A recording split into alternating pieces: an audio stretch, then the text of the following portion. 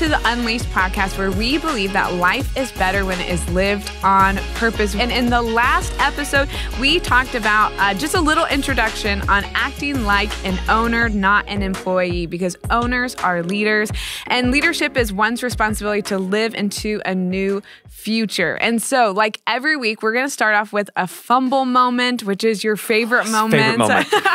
Favorite moment. They really are the best. And so this week, the fumble moment, we're going to talk about a couple of weeks ago, maybe it was a couple months ago at this point, but we had like a whole staff meeting.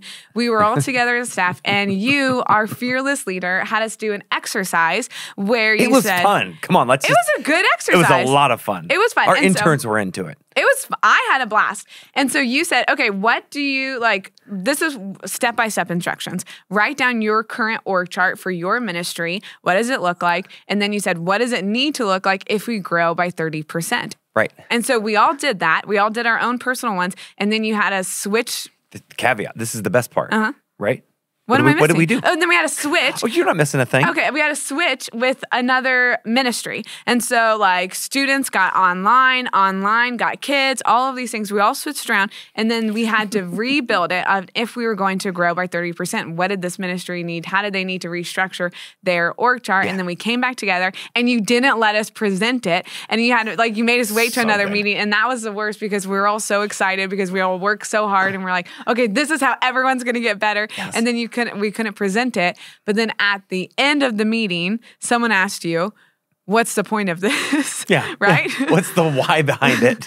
And then you had this realization that we were probably like the cart was ahead of the horse at this point, right? Like it was like, okay, we are trying to plan for something that maybe we haven't even cast it as a vision for our staff. Right. Or that we haven't even like really announced where we're really heading, but we were doing this exercise to back that up. And so we were a little bit ahead of the horse, right? Like, well, to be fair, I did draw on the board the natural growth of an organization and a decline. And I said, at the point you reach your peak, you have to reinvent yourself. Yeah. So I was sharing the why. Hey, we have to reinvent ourselves, right? Yeah. And part of the why was like reinventing ourselves in the future isn't just an addition, but it's multiplication. It's church planting. Like I just think the future is church planting. Yeah. And then somebody asked in the staff, are we allowed to share that vision? And I said, no, because we're still working through our current vision and we haven't set the new one. Yeah. Which when you think about it, then takes away all of the air out of the why behind the exercise. And really the why behind, well, finding new leaders, restructuring org charts, all those things. Well, I thought that it was still fun. I thought it was a good exercise, and it gets people thinking ahead and thinking larger scale because sometimes we get inundated and stuff. And so you might see it as a fumble moment, but I thought it was a good meeting. So well, we could do it again once we get the new vision, right? Yeah, that's fair. But everyone has to get a different ministry. That's right. No, you can't do the same ministry over again. Right. So, but that was a good time. But what are we talking about today? Yeah, today we are talking about acting like owners, and here's what I want people to know. Leaders who act like owners set the vision. They know how to set a good vision. Why? Because visions inspire people, they propel people, but they also, can I just say it this way, they repel people as well. I think good visions will pull people in, and good visions will also push people away. And I think what's at stake so many times is for leaders who don't cast vision, who don't think vision is important. What they don't understand is that organizations over time will naturally die without a vision. Not to bring the Bible into this, but I'm a pastor and this is what we do, right? There are worse things you can bring Let me say it into. this way. Wisdom literature says, without a vision, the people will perish. And so one of the things I wrote in my notes was this: dreaming doesn't cost you a dime, but not dreaming will cost you your destiny. This is so important. Dreaming doesn't cost you a dime, but not dreaming will cost you your destiny. That's good. And that is the reality of it. Like without a vision and showing people where they need to go, there isn't a why, there isn't a reason, there isn't an understanding. There's nothing compelling about what you're doing or where you're going. And so vision is extremely important. In fact, I also think that dreams are more inspiring than problems.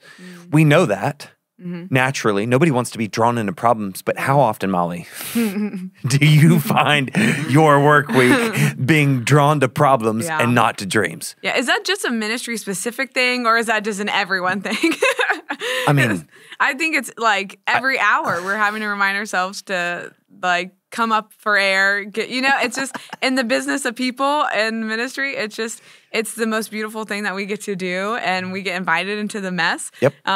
Which it's hard to balance that of our responsibility, and also the other hand is the vision casting, and so that's why I don't covet your job. And so you get to stay at this higher level where you keep us pushing forward, and we get to be in the weeds a little bit, and you can push us forward. Yeah, and that's part of it. Like, having a vision pulls you out of the weeds. Yeah. Like, man, our job's hard. Yes.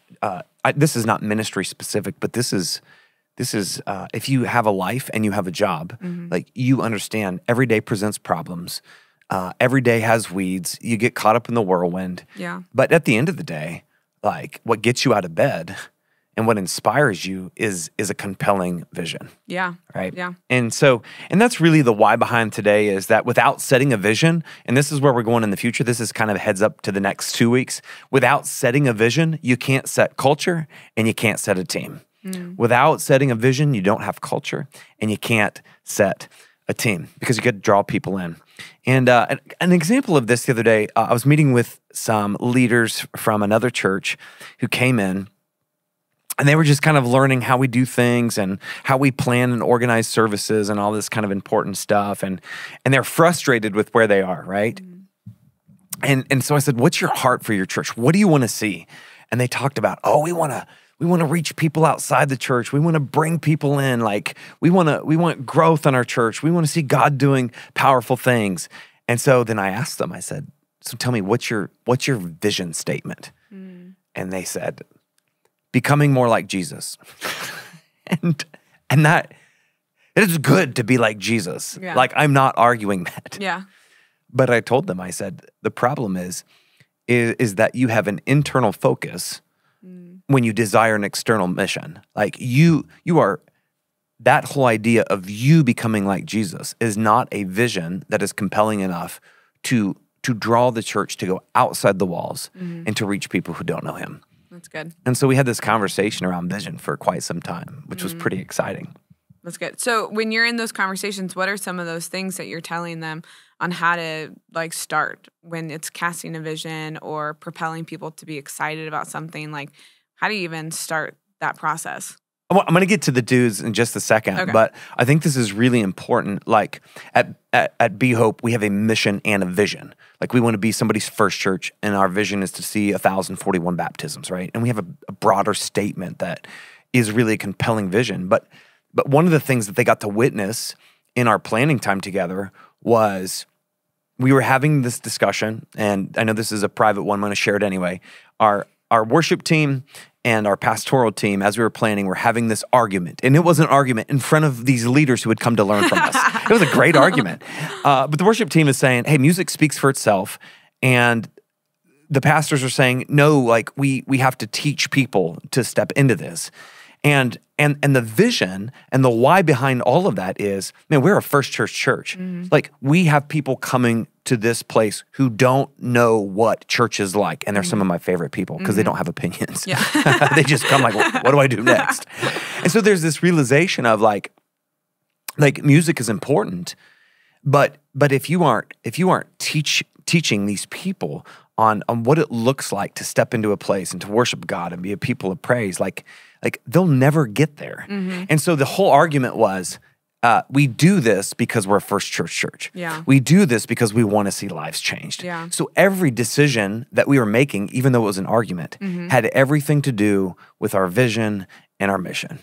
Every decision that we were making. That's good. And I'm excited to talk more about that too, because it goes back to our conflict and our like coming in hot rules too. And I'm sure we'll talk about that on a podcast soon, because there's no emotions when you're talking about that. Like, that's what you're fighting. Like, you're fighting you have to put your ego aside to have those conversations because the mission and vision are too important. Right, but that's the reality. Like, every argument you have has emotion to it. Yeah.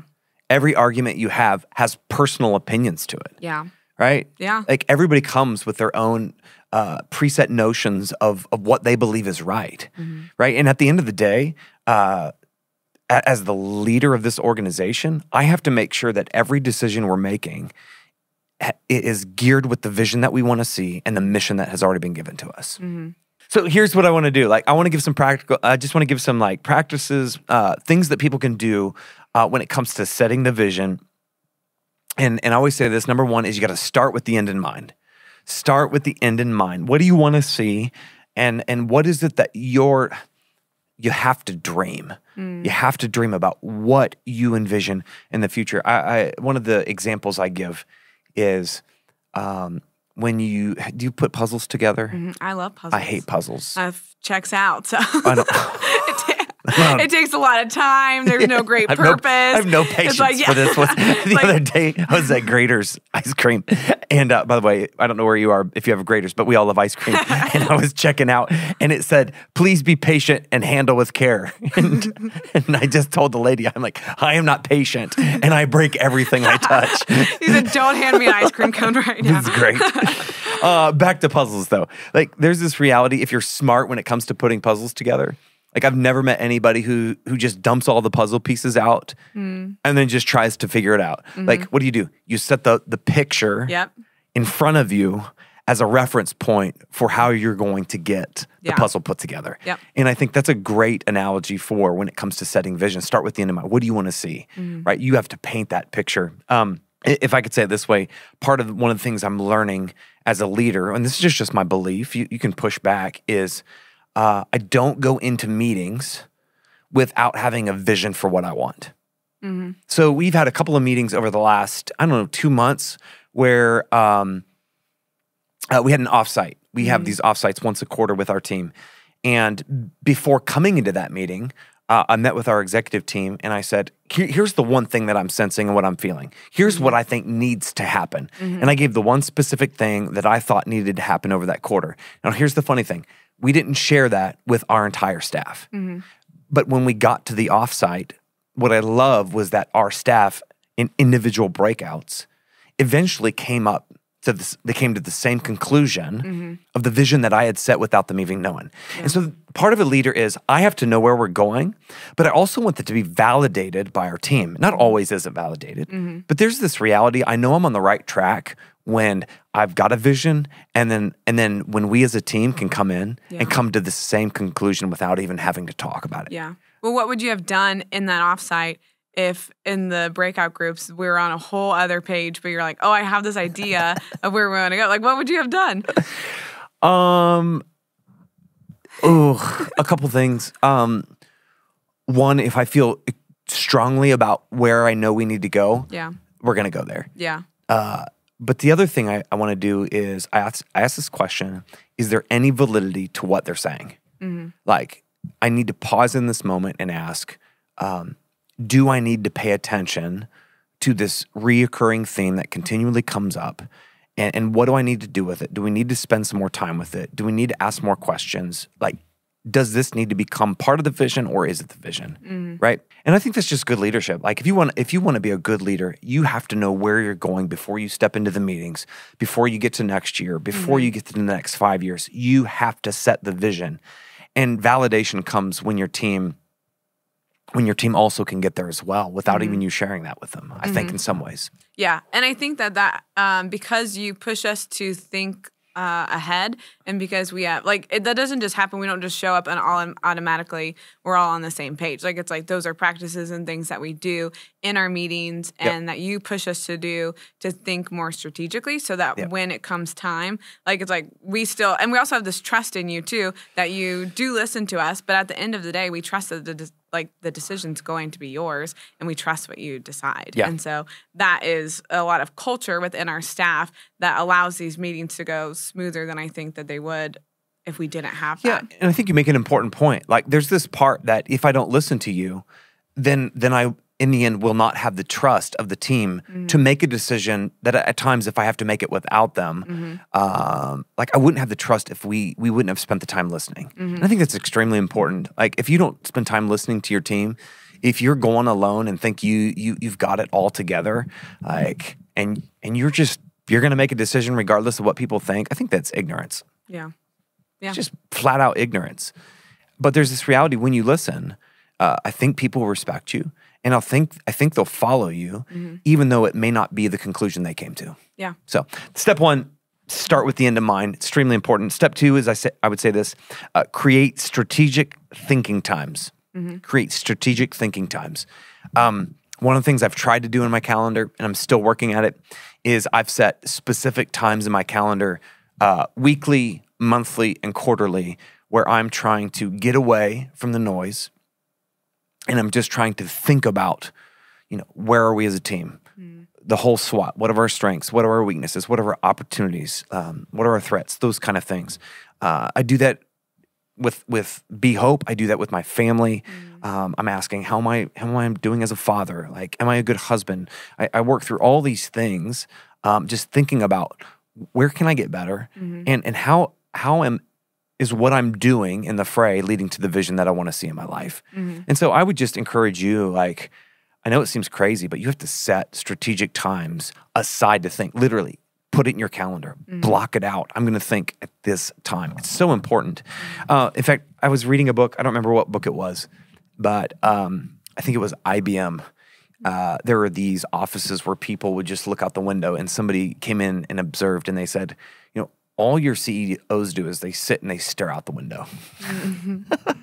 And basically the argument was, well, we would not be where we are if they haven't strategically set time aside to sit and think about where we need to go. And stare out the window. So what other people saw as a lack of leadership is actually the thing that took the company where it needed to go at the time. Yeah, at the time. That's fair. Yeah. So strategic times of thinking. I would also, two other just things of caution. In your vision, be prepared for pushback. Be prepared for pushback.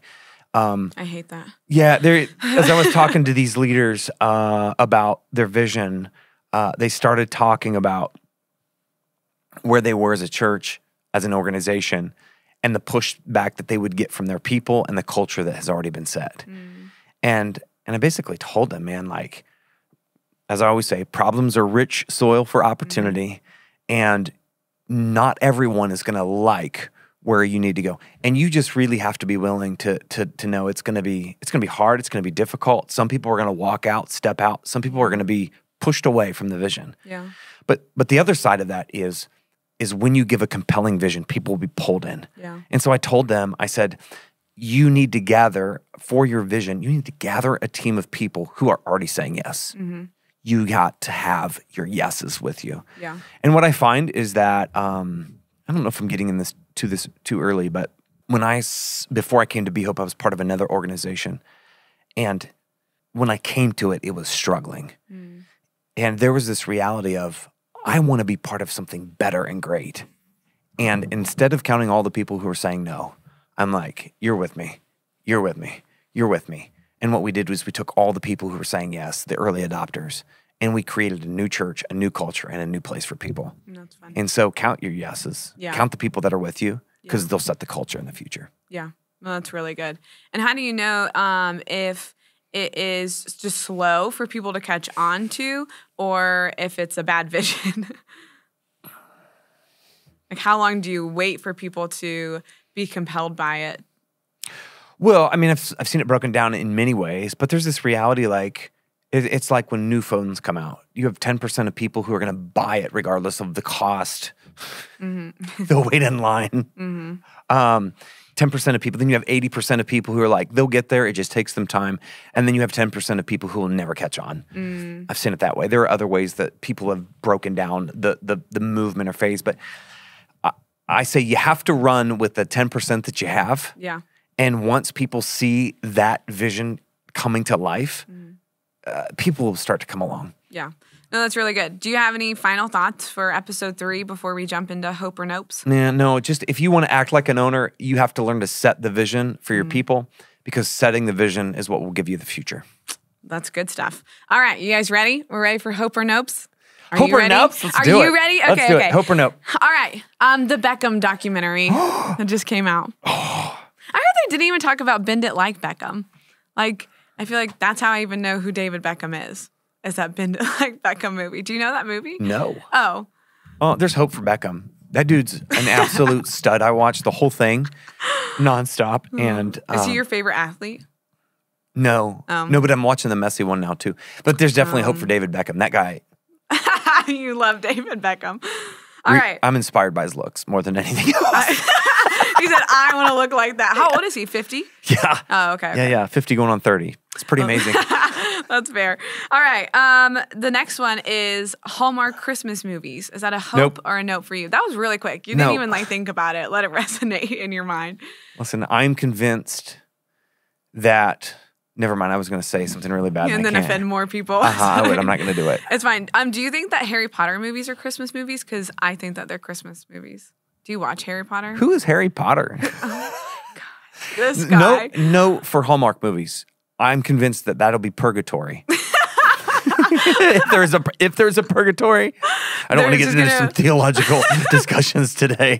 But if you're not 3. yes or no, and you're just in waiting, I think they're going to make you watch Hallmark movies just to. That's fair. All of the or baseball games, 4 hours of baseball games. We're losing millennial moms and all baseball players right now as our future audience members. All right, and you're indifferent about Harry Potter. Sure. If you like him, great. Hope for him, I guess. All right, for him as a person. Okay, the next one and last one is Usher as the Super Bowl halftime performer. What are your thoughts on that? Hope for sure. Are you kidding me? Do you like Usher? I grew up on Usher. I used to sing his song. Oh. Do you know all of his songs? Yeah. He has a good repertoire. He I don't does. know. Library? Here's the question. Usher or John Legend? Are you asking me that question? I'm asking you. What if I don't listen to either of them? I think I know. You're getting canceled right now. Are you kidding me? If there's anyone my age watching, I'm not getting canceled. I know a couple of Usher songs and a couple of John Legend songs, so there's no hill I'm going to die on. What would you choose? I'm old school, always. Usher? Usher. Oh, okay. You think John Legend's more new school? Is it called that? New school? I don't know. Now you're just old. No, that's fair. That checks out. We're hip. Coming from someone born in 1982. It's fine. All right. Make sure that you like and subscribe and share this with your friends, and we will see you back next episode.